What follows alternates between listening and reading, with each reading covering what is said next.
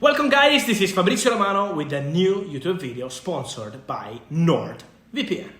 It's summer holidays and the transfer market is on. You all want to know which players your club is going to sign by checking my YouTube channel, but also many other websites. I use NordVPN to switch my virtual location to access content in other countries while traveling during holidays and to watch football matches that aren't airing in my region. I made the right choice with NordVPN, so I can browse the internet worry-free and protect my personal information. It's this fantastic virtual private network that encrypts my internet traffic, making it impossible for anyone to intercept my data information about transfers. So no more worries about hackers or snoopers when using public Wi-Fi. I went for the long-term plan and it's quite affordable. Plus, the peace of mind I get is worth every penny.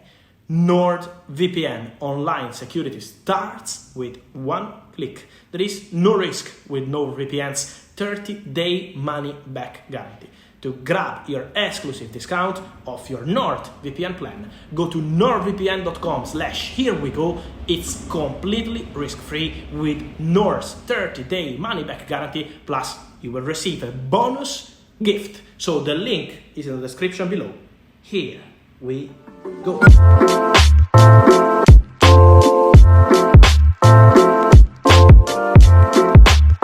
And so guys, let me start today's video by mentioning that Chelsea will make clarity around the situation of Christopher Nkunku. We know he had a knee injury during a friendly game with Chelsea in the United States, so we wait for clarity about that. But of course, the situation is to be monitored because this could really change some of the Chelsea plans this summer. We know they are negotiating a swap deal with Juventus. Intermediaries are at work. They had contacts on Monday and they will keep going these days. Juventus and Chelsea for the Vlahovic-Lukaku swap deal. We know that Juventus want 40 million euros for Romelu Lukaku Vlahovic swap deal to go through, but it's really important to understand what happens with Nkunku and how Chelsea will react to the injury, how they want to act also on the transfer market. So discussions are taking place, and remember that for the Vlahovic deal, Pochettino decision is crucial. It's Pochettino who has to say, okay, yes, let's proceed. At the moment, it's just a discussion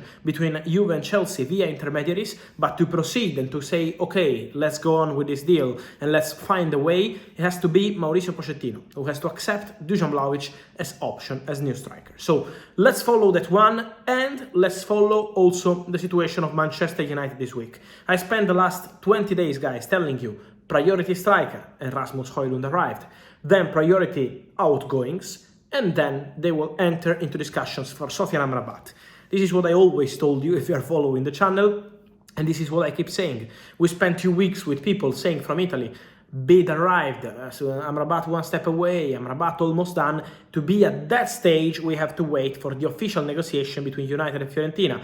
Talks are taking place between Amrabat camp and Man United. The player wants the move, but it's crucial to understand that to enter into important stages of the deal, a bid is needed, a conversation is needed between clubs, and this will happen once Man United will complete some of the outgoings. Man United today and in the next days will be busy with many deals. Harry Maguire and Scott McTominay with West Ham. The opening bid was rejected, but Man United and West Ham remain in contact for Harry Maguire and Scott McTominay. We have to understand also on personal terms what happens, because this is still something to be discussed between West Ham and the two players, but the conversation is ongoing. And for Maguire there is movement. Also other clubs in Premier League are asking about the situation, but West Ham are pushing. They had 2 bids rejected, but they remain interested in Harry Maguire. So let's follow this 2-player situation. Fred will leave Manchester United this summer. We know he's out of contract in 2024. He will 100% leave. I told you long time ago, and I keep saying now, there is a conversation with many clubs. I'm told that with Galatasaray, the deal is almost off. It's other clubs now entering the race for Fred, and I will keep you posted, but Fred is leaving. Then Donny van de Beek, conversation ongoing. United, Real Sociedad, still no agreement, but the two clubs are speaking because the player is keen on the move, but it's crucial to understand what kind of formula they will find for this deal. Real Sociedad want a loan for Donny van de Beek with a buy option clause, how to activate the clause, how to cover the salary. All these kind of details are still to be clarified between the two clubs. They will be in contact this week to discuss about all these points. So Man United will be busy really with many situations, also with Dean Henderson, because Nottingham Forest closed the deal for Matt Turner. I told you as new goalkeeper, I told you last week, yesterday he had his medical, but they're still thinking of Dean Henderson. This is not something they will do right now, it's not imminent, but it remains an idea in the list for Nottingham Forest to sign both goalkeepers. Again, not now. Now is Matt Turner, and then they will discuss again with Man United for Dean Henderson later in the window. So let's follow also that one. And then, guys, Neymar Jr. Many questions for Neymar Jr. because obviously we had these stories coming from France saying that Neymar asked Paris Saint-Germain to leave the club. His father, speaking to a Brazilian website, denied this story. What I can tell you guys is that from what I'm understanding, the indication was not from Neymar's camp. So officially, Neymar didn't go there, Neymar or his agent or people close to him, to say, okay, we want to leave the club. This was not Neymar's message.